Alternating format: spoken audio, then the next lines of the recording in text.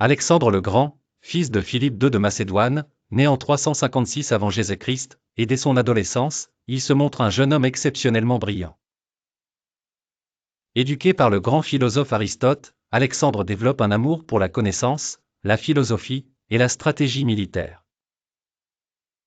À la mort de son père en 336 avant Jésus-Christ, Alexandre prend les rênes de la Macédoine. Dès le début de son règne, il rêve de conquête et d'expansion. Sa vision est audacieuse, unifier les peuples sous une seule bannière, celle de son empire. Avec une armée disciplinée et bien entraînée, Alexandre entame sa campagne de conquête.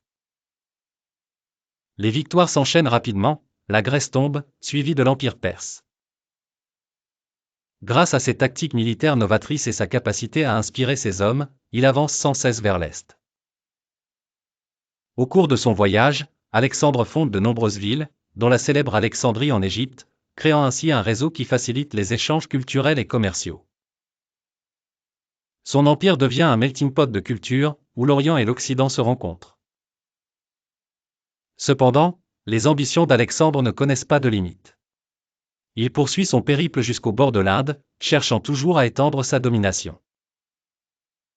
Mais les grands voyages et les batailles incessantes fatiguent ses soldats, et un jour, épuisé, il refuse de continuer.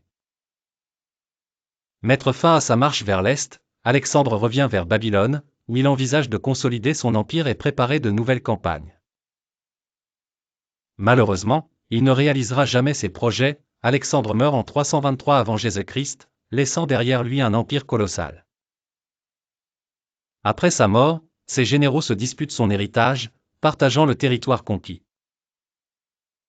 Bien qu'Alexandre ait quitté ce monde à seulement 32 ans, son impact sur l'histoire est indélébile.